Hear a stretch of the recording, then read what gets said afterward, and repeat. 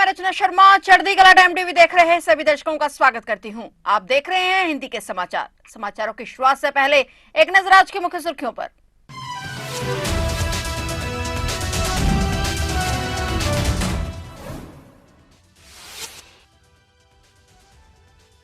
PM Modi कल देश को समर्पित करेंगे 3 युद्धपोत। अत्याधुनिक हथियार और सेंसर पैकेज से होंगे लैस। श्री श्री राधा मदन मोहन जी मंदिर का भी करेंगे उद्घाटन।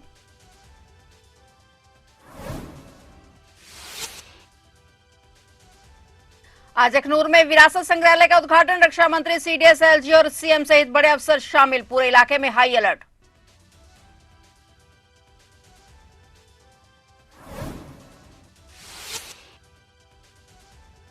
सीएम आतिशी पर दिल्ली पुलिस ने दर्ज की एफआईआर। आम आदमी पार्टी के खिलाफ भी की कार्रवाई। दिल्ली में चुनाव से पहले बड़ी एक्शन।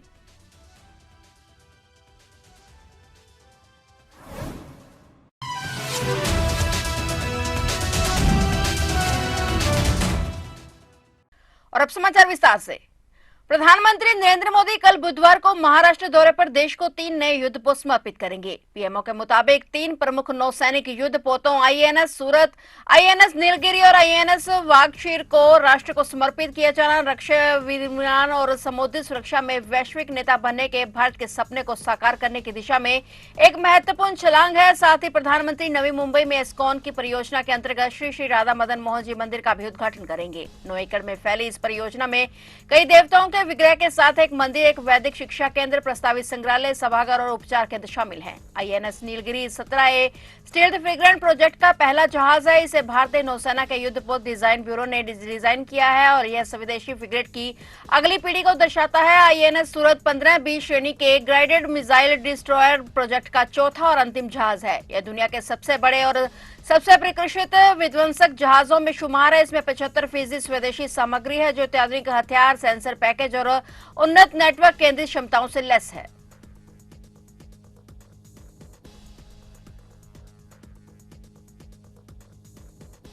केंद्रीय रक्षा मंत्री राजनाथ सिंह आज मंगलवार को अखनूर में विरासत संग्रहालय का उद्घाटन करने पहुंचे। सेना ने अखनूर के टांडा के आसपास 3 किलोमीटर तक का इलाका सुरक्षा घेरे में लिया हुआ है। पुलिस ने भी पूरे इलाके में हाई अलर्ट कर अतिरिक्त तैनाती की है। रक्षा मंत्री 9वें सशस्त्र बल व्योमवृद्ध दिवस समारोह में बतौर मुख्य अतिथि शिरकत करने पहुंचे। उनके साथ chief of defence staff CDS general Anil Chauhan और मुख्य उपराज्यपाल मनोज सिन्हा, मुख्यमंत्री उमर अब्दुल्ला भी मौजूद रहे। समारोह में 108 फुट ऊंचाई वाले झंडे को भी फहराए जाने की रस्म भी रक्षा मंत्री के हाथों से की जा रही है।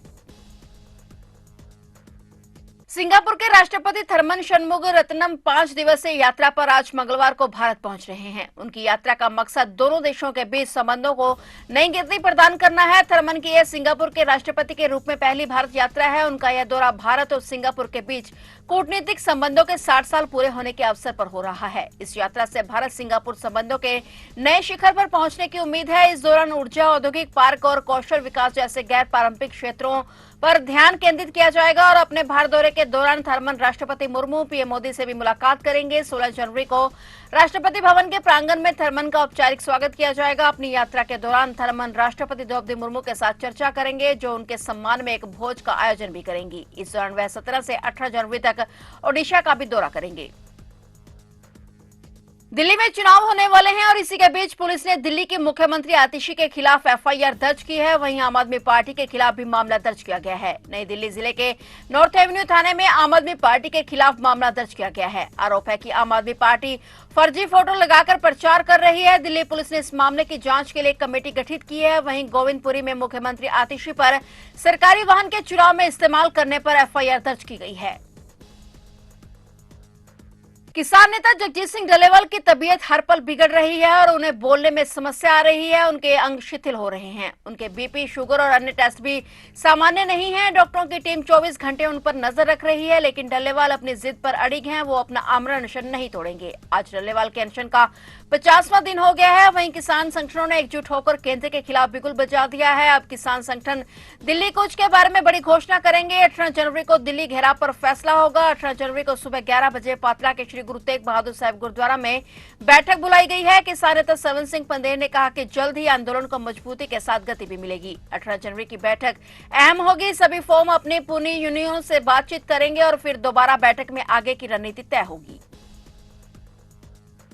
हरियाणा के मुख्यमंत्री नायब सिंह सैनी ने कहा कि विधानसभा चुनाव के दौरान विपक्ष द्वारा झूठ की राजनीति करते हुए वोटों के बदले नौकरी देने का प्रचार किया गया, लेकिन प्रदेश को जनता ने नौकरियां बेचने वालों को आईना दिखाते हुए कमल खिलाने का काम किया। आज प्रदेश में गरीब का बच्चा अपनी मेहनत के बूते पर सफल हो रहा है, क्योंकि भाजपा के बिना पर्ची बिना खर्ची के मूल मंत्र से माहौल बदला है। मुख्यमंत्री नायब सिंह सैनी ने कहा कि हमारी सरकार ने शपथ ग्रहण से पहले 24,000 युवाओं को बिना पर्ची बिना खर्ची नौकरी देने का काम किया है। आज गरीब परिवार का बच्चा भी हरियाणा सरकार में बड़े पदों पर नौकरी लग रहा है। उन्होंने कहा कि 2014 से पहले जिस अव्यवस्था का माहौल प्रदेश में था, विपक्ष के नेता उसी प्रकार का माहौल इस बार भी कायम रखना चाहते थे, लेकिन हरियाणा की जनता ने झूठ की राजनीति करने वाली सोच को हराकर करारा जवाब देते हुए भारतीय जनता पार्टी की सरकार बनाकर हमें जनसेवा का मौका दिया है। उन्होंने कहा कि पिछली सरकारों द्वारा 100 वर्ग गज के प्लाट देने की केवल घोषणा की गई, लेकिन गरीबों को न तो कोई कागज दिए गए और न ही प्लॉट का कब्जा किया गया। उन लोगों की पीड़ा को समझते हुए वर्तमान राज्य सरकार ने लोगों को प्लॉटों की रजिस्ट्री और कब्जा देने का काम किया है।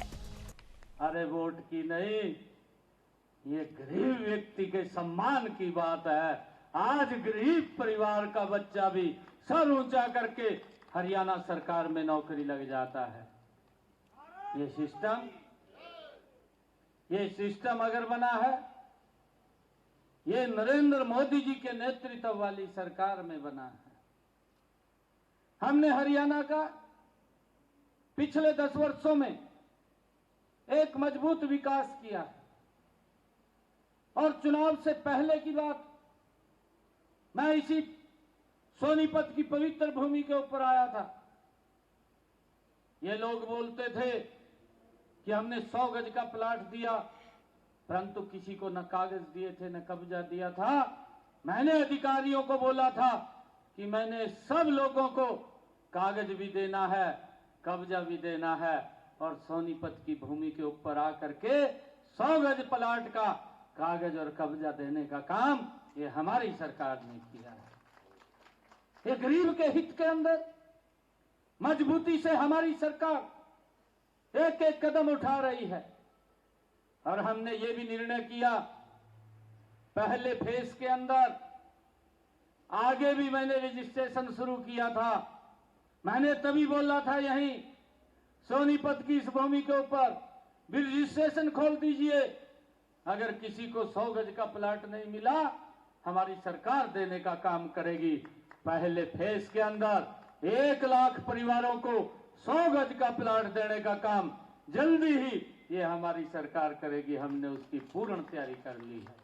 सिद्धू मूसेवाला की हवेली में छोटे सिद्धू के आने से एक बार फिर खुशियां लौट आई हैं। परिवार में पहली लोहड़ी के अवसर पर परिवार और ग्रामीणों ने मिलकर जश्न मनाया। वहीं इस खास मौके पर पिता बलकौर सिंह ने सिद्धू मूसेवाला के फैंस के लिए एक बड़ी खुशखबरी साझा की है, जिसमें उन्होंने बताया कि सिद्धू मूसेवाला का नया गाना जनवरी के अंत में रिलीज किया जाएगा। गीत की वीडियो शूटिंग भी हवेली में शुरू कर दी गई है। सिद्धू मूसेवाला का एक और नया गाना रिलीज होने की खबर के साथ ही उनके फैंस में खुशी की लहर दौड़ गई है। लोहड़ी के अवसर पर हवेली में हर तरफ खुशी का माहौल था और बधाई देने वालों का तांता लगा रहा।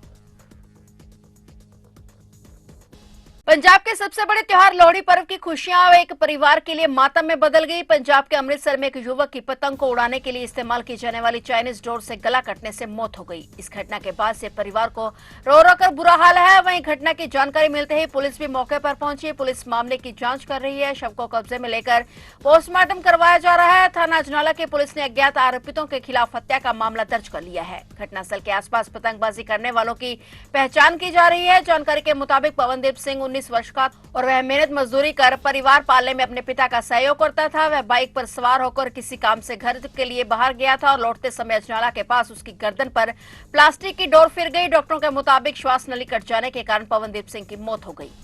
ਆਪਾਂ ਤਿੰਨਾਂ ਨੇ ਪੇਸ਼ੈਂਟ ਨੂੰ ਦੇਖਿਆ ਤੇ ਔਨ ਸਪੌਟ ਉਹਨਾਂ ਨੇ ਵੀ, ਮੇਰੇ ਸੀਨੀਅਰਸ ਨੇ ਵੀ ਕਿਹਾ ਕਿ ਉਹ ਬ੍ਰੌਟ ਡੈਡ ਸੀਗੇ। ਕੀ ਕਾਰਨ ਸੀਗਾ ਜੀ ਉਹਦਾ? ਉਹਨਾਂ ਨੂੰ ਚਾਈਨਾ ਡੋਰ ਜਿਹੜੇ ਕਹਿ ਰਹੇ ਸੀਗੇ ਇਹਨਾਂ ਦੇ ਨਾਲ ਵਾਲੇ ਕਿ ਡੋਰ ਵੱਜੀ ਹੈ ਤੇ ਮੈਂ ਪੇਸ਼ੈਂਟ ਨੂੰ ਦੇਖਿਆ ਸੀਗਾ, ਪੂਰਾ ਗਲੇ ਤੇ ਕੱਟ ਲੱਗਾ ਹੋਇਆ ਹੈ, ਪੂਰੀ ਸਵੇਅਰ ਬਲੀਡਿੰਗ ਕਰਕੇ ਹੀ ਇਹਨਾਂ ਦੀ ਡੈਥ ਹੋਈ। ਚਾਈਨਾ ਡੋਰ ਪੂਰੀ ਗਲੇ ਦੇ ਤੱਕ ਫੇਰ ਚੁੱਕੀ ਸੀਗੀ। ਉਹ ਮੌਕੇ ਤੋਂ ਪਤਾ ਲੱਗੂਗਾ ਵੀ ਕਿੱਦਾਂ ਕਹਿੰਦੇ ਦੱਸਦਾ ਇਹਦੇ ਨਾਲ ਇੱਕ ਇਹ ਪਿੱਛੇ ਬੈਠਾ ਸੀ, ਇਹਦੇ ਨਾਲ ਕੋਈ ਇਹਦੇ ਅੱਗੇ ਚਲਾਉਂਦਾ ਸੀ ਮੋਟਰਸਾਈਕਲ, ਉਹਦੇ ਖਰੇ ਕੰਨ ਤੇ ਲੱਗਾ ਵਾ ਕੁਛ ਡੋਰ ਫਿਰੀ ਆ ਮਤਲਬ। ਤੇ ਹੁਣ ਉਹਦੇ ਪਤਾ ਲੱਗੂਗਾ ਵੀ ਕਿੱਦਾਂ ਕੀ ਭਲਾ ਪਿੰਡ ਤੇ ਲੱਗੇ ਕੋਈ ਪੈਟਰੋਲ ਪੰਪ ਆ, ਪੈਟਰੋਲ ਪੰਪ ਤੇ ਇੰਸੀਡੈਂਟ ਹੋਇਆ। ਪਰ ਆਪਾਂ ਵੇਖਦੇ ਚਲੋ ਉਹ ਤੇ ਹੁਣ ਜਾਂਚ ਦਾ ਵਿਸ਼ਾ ਹੀ ਆ, ਲੱਗ ਜੂ ਪਤਾ ਕੀ ਗੱਲਬਾਤ ਹੋਈ ਕਿੱਦਾਂ। 2 दिनों तक हुई बर्फबारी के बाद सोमवार को मौसम सामान्य हो गया और चटक धूप खिलने से लोगों को कड़ाके की ठंड से राहत मिली। लेकिन ताजी बर्फबारी के कारण बद्रीनाथ हाईवे बद्रीनाथ धाम से आगे माना गांव तक बंद हो गया है। ज्योतिमठ मलारी हाईवे छोटे वाहनों की आवाजाही के लिए खुले हैं, लेकिन बर्फ पर वाहनों के टायर फिसल रहे हैं। ओली सड़क पर भी 7 किलोमीटर से आगे बर्फ होने से वाहनों की आवाजाही में दिक्कतें आ रही हैं। बीआरओ सीमा सड़क संगठन की ओर से सड़क पर बिछी बर्फ पिघलाने के लिए जगह जगह नमक का छिड़काव किया गया है। वहीं ओली में हुई बर्फबारी जहां पर्यटन व्यवसायियों की सौगात लेकर आई है और वहीं सड़क पर बर्फ से पर्यटकों की दुश्वारियां भी बढ़ गई हैं। ओली सड़क पर बर्फ के ऊपर पाला जमने के कारण वाहनों की आवाजाही में दिक्कतें आ रही हैं और सड़क घने पेड़ों के बीच से होकर गुजरती है, जिससे यहां बर्फ पर और पाला देर से पिघलता है। फिलहाल हिंदी के समाचारों में इतना ही और नए समाचारों के साथ फिर से हाजिर होंगे। तब तक के लिए देखते रहिए चढ़ती कला टाइम टीवी।